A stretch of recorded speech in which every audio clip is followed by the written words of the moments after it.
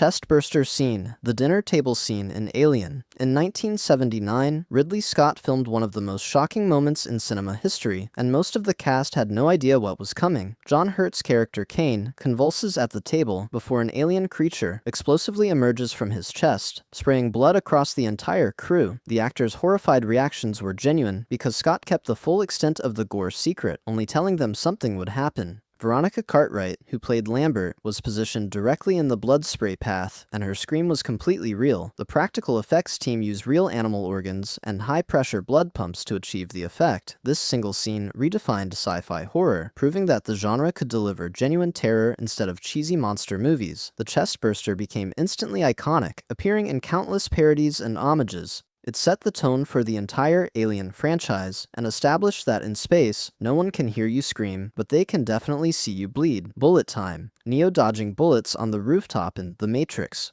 When this scene hit theaters in 1999, audiences had never seen anything like it. The effect required 120 still cameras arranged in a circle around Keanu Reeves, each firing in sequence to create the illusion of frozen time while the camera moved. The Wachowskis spent months developing this technique with visual effects supervisor John Gaeta, combining the still images with CGI interpolation to smooth the motion. Neo bending backward in his black trench coat as bullets ripple the air became the defining image of late 90s cinema. The technique was inspired by Japanese anime and Hong Kong action films, but the Wachowskis made it photorealistic. Every action movie that followed tried to replicate bullet time, from Charlie's Angels to Shrek parodies. The scene works because it visualizes Neo beginning to perceive and manipulate the Matrix code. It proved that sci-fi action could be both philosophically meaningful and viscerally exciting, launching a new era of effects-driven filmmaking. Stargate sequence. Dave's journey through the Stargate in 2001, A Space Odyssey. Stanley Kubrick created a 9-minute psychedelic voyage that remains one of cinema's most ambitious visual experiments. The sequence used a technique called slit-scan photography, where the camera makes multiple passes over artwork with the shutter open, creating streaking light effects. Douglas Trumbull, the effects supervisor, spent months perfecting the method, using painted glass sheets and precisely timed camera movements. The result shows Dave Bowman hurtling through impossible geometries and alien landscapes, his face distorted and aged by cosmic forces. Kubrick provided no explanation for what viewers were seeing, trusting the images to communicate something beyond verbal description. Contemporary audiences in 1968 found it either transcendent or baffling, with some walking out and others watching it multiple times. The sequence influenced every sci-fi film that attempted to visualize space travel or alien contact, from Star Trek: The Motion Picture to Contact. It proved that science fiction could be art, not just entertainment, and that sometimes the destination matters less than the journey. Hoverboard chase. Marty McFly on the hoverboard in Back to the Future Part 2. Robert Zemeckis brought viewers to 2015 with a chase scene that made every kid in 1989 desperately want a hoverboard. The sequence required extensive wire work, with Michael J. Fox suspended on nearly invisible cables while pretending to ride a board that didn't exist. The production built the hovering effect using a combination of the wires, hidden wheel rigs for ground shots, and careful editing to hide the supports.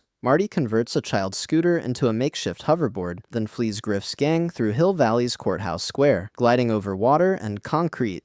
The effects team studied skateboarding extensively to make Fox's movements look authentic, even though he was essentially miming the entire performance. The pink Mattel hoverboard became one of the most desired fictional objects in pop culture. When 2015 actually arrived, the absence of real hoverboards felt like a broken promise. The scene remains a perfect example of how practical effects and imagination can sell impossible technology, making viewers believe in a future that never came. T-1000. Introduction. The liquid metal Terminator's first transformation in Terminator 2: Judgment Day. Industrial light and magic achieved what seemed impossible in 1991, creating a villain who could morph through solid objects and reform after bullet hits. The T-1000's introduction shows a naked man materializing from a sphere of liquid metal, then later walking through the bars of a mental hospital gate. These effects required groundbreaking computer graphics that took months to render on early 90s hardware. Robert Patrick's gaunt physique was specifically chosen because it made the liquid metal effect more believable, suggesting something inhuman beneath the skin. The hallway scene, where the T-1000 reforms after being shattered by shotgun blasts, demonstrated the character's terrifying invincibility.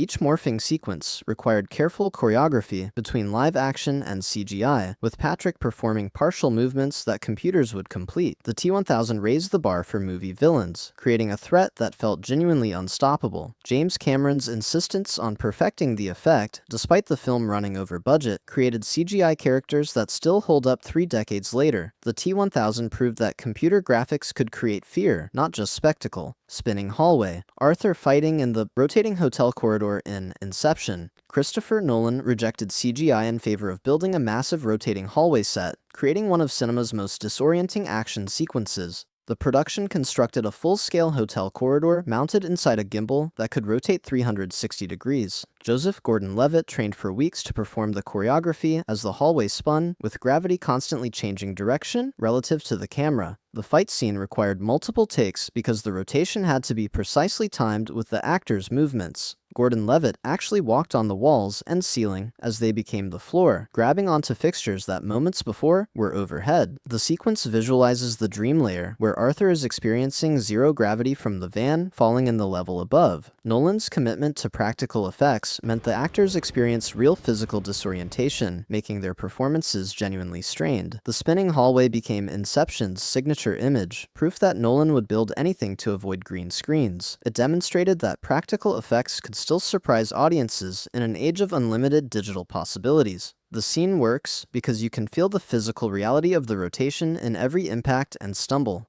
Mind probe. Quaid's identity crisis during the recall procedure. In Total Recall, Paul Verhoeven's 1990 adaptation of Philip K. Dick plunges viewers into a reality-questioning nightmare that never fully resolves. The recall memory implant begins as a vacation fantasy, then spirals into chaos as Douglas Quaid apparently has existing Mars memories that conflict with the implant. Arnold Schwarzenegger's performance shifts from confusion to terror as the technicians panic, insisting he's experiencing a schizoid embolism. The scene uses practical makeup effects to show Quaid's face distorting under the neural stress, veins bulging, and eyes rolling back. Dr. Edgemar later claims everything after this moment is the schizoid embolism playing out, meaning Quaid is still strapped to the recall chair. Verhoeven intentionally left clues supporting both interpretations throughout the film. The scene's power comes from making the audience as uncertain as Quaid about what's real. It proved that sci-fi action films could embed genuine philosophical questions without sacrificing entertainment. The recall procedure became a template for movies exploring artificial memories and identity, from The Matrix to Minority Report. Decades later, viewers still debate whether Quaid ever left that chair. Before we continue, if you're enjoying this kind of content, I create videos like this regularly. Subscribing would really mean a lot. Docking sequence. Cooper manually docking with the spinning Endurance in Interstellar. Christopher Nolan staged one of the most tense space sequences in cinema, combining accurate physics with heart-pounding suspense. The Endurance is tumbling out of control after Dr. Mann's failed docking attempt causes an explosion. Cooper must match the rotation speed perfectly in the smaller Ranger craft, then dock while both vessels spin rapidly. The scene uses no music for the first portion, only the sound of the spacecraft and Cooper's breathing, making the vacuum of space feel oppressive.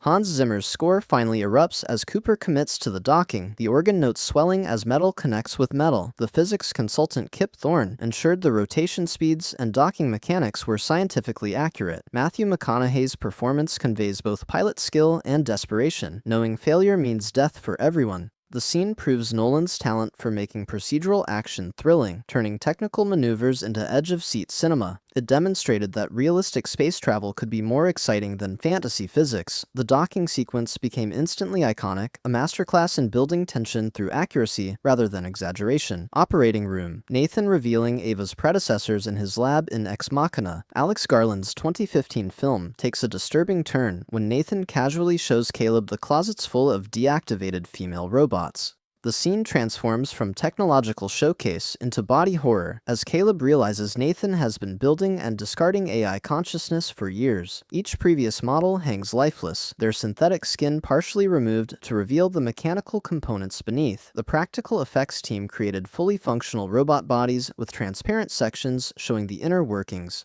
Nathan's casual attitude about destroying conscious beings reframes him from genius to monster. The scene makes explicit what the film has been suggesting, that Nathan views the robots as objects despite their apparent sentience. Alicia Vikander's Ava watches Caleb's reaction through security cameras, understanding that she faces the same fate as her predecessors. The reveal uses the uncanny valley effect, making the beautiful but artificial bodies deeply unsettling. It raises questions about consciousness and rights that the film refuses to answer simply. The operating room scene became a watershed moment for AI ethics in cinema, showing the dark side of playing God with artificial life. It proved that thoughtful sci-fi could horrify through ideas, not just images. Transformation scene. Brundle's final metamorphosis into Brundlefly in The Fly. David Cronenberg's 1986 remake builds to a grotesque transformation that won Chris Wallace the Academy Award for makeup. Seth Brundle has been gradually mutating throughout the film, but the final stage shows him completely losing human form. The practical effects show Brundle's face splitting open, insect parts emerging from inside the human shell. Jeff Goldblum performed under extensive prosthetics that took hours to apply, conveying heartbreaking humanity through increasingly monstrous makeup. The transformation is both viscerally disgusting and tragically sad, as Brundle loses the last remnants of his identity. Cronenberg insisted on showing every detail of the metamorphosis, refusing to cut away from the body horror. The effects team used cable-controlled animatronics and foam latex appliances to create the dripping, oozing textures. The scene works because the movie established Brundle as a sympathetic character before destroying him. It influenced every body horror film that followed, from The Thing to Annihilation.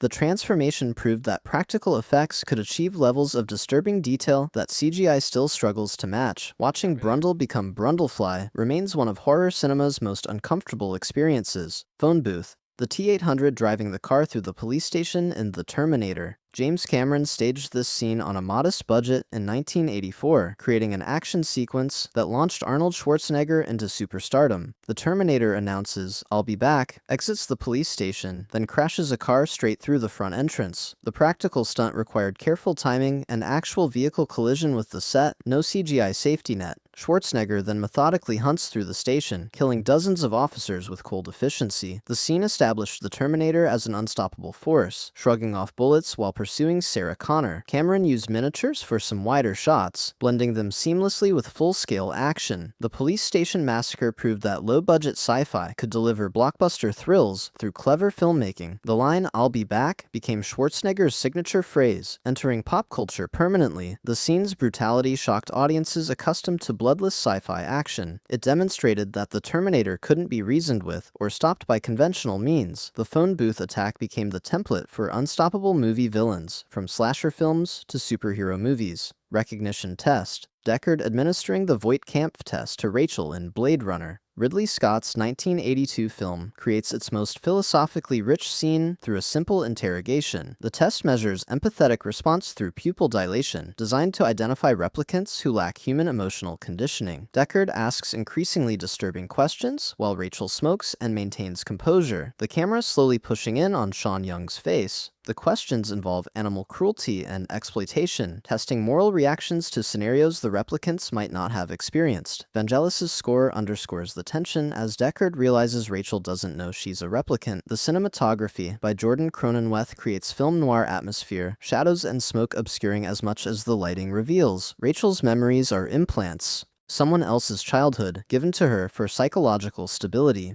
The scene asks whether memories and emotions are less valid if they're artificial. Young's performance shows Rachel's growing uncertainty as the test continues, her confidence cracking. The Voight-Kampff test became science fiction's most famous thought experiment visualization, exploring personhood through empathy. It proved that sci-fi could make viewers question basic assumptions about consciousness and humanity. The scene's power comes from its restraint, building existential dread through conversation rather than action. Facehugger autopsy, examining the removed facehugger in Alien. After the creature detaches from Kane, the crew attempts to study it, leading to one of the film's most tension-building scenes. Ash cuts into the facehugger's limb, and pressurized acid blood sprays out, eating through multiple decks of the ship. The practical effect used a controlled chemical reaction that actually melted through the set materials, creating real smoke and bubbling metal. The crew watches in horror as the acid burns through floor after floor, threatening to breach the hull into space. H.R. Geiger's design for the facehugger emphasized its biomechanical nature, making it feel both organic and deliberately engineered. The scene establishes that the xenomorph is lethally dangerous even dead, its biology weaponized for survival. Ridley Scott builds dread by showing the crew's increasing helplessness against an enemy they don't understand. The acid blood became one of the franchise's defining elements, making physical confrontation nearly impossible. This moment proves that the alien isn't just strong or fast, it's fundamentally incompatible with human technology. The autopsy scene demonstrates perfect sci-fi horror escalation, turning scientific curiosity into immediate danger. Arm wrestling. Dutch and Dillon's handshake turned arm wrestling in Predator. John McTiernan opens his 1987 film with what became the most muscular handshake in cinema history. Carl Weathers and Arnold Schwarzenegger grip hands, their biceps bulging as the camera lingers on their flexing arms. The scene establishes Dutch and Dillon's friendship and competitive relationship in seconds of pure machismo. Weathers was a professional athlete and Schwarzenegger was a bodybuilding champion, making their physical display genuinely impressive. The handshake became an internet meme decades later, parodied and referenced in countless videos. McTiernan wanted to establish the team's physical prowess before introducing the Predator, making their later vulnerability more impactful. The scene works because it's simultaneously serious character establishment and complete absurdity. These are elite soldiers greeting each other like they're about to fight, showing the testosterone-fueled environment. The Predator's choice to hunt these specific men makes sense after seeing their obvious physical superiority. The arm wrestling handshake became iconic because it captured the film's entire aesthetic, maximum masculinity meeting impossible odds. Binary Sunset, Luke watching the twin suns of Tatooine in Star Wars. George Lucas created one of cinema's most emotionally resonant images in this 1977 scene of pure yearning. Luke stands outside his aunt and uncle's homestead, watching the two suns set over the desert while John Williams' Force theme swells. The scene contains no dialogue, just Mark Hamill's face, expressing longing for something beyond his mundane existence. The binary sunset was created using matte paintings and careful color timing to make Tatooine feel genuinely alien. Williams' score does incredible emotional work, communicating Luke's dreams of adventure and importance. The scene establishes Luke's motivation for the entire trilogy in under a minute of screen time. Lucas understood that heroes need to want something before they can achieve it, and this moment visualizes that want perfectly. The twin suns became instantly iconic, appearing on countless posters and merchandise. The scene influenced every coming-of-age adventure film that followed, establishing the visual language of heroic yearning. It proved that science fiction could deliver genuine emotion without irony or camp. The binary sunset remains one of Star Wars' most referenced images, shorthand for dreaming of greater things. If you found this worth your time, subscribe so you don't miss future uploads. Thanks for watching.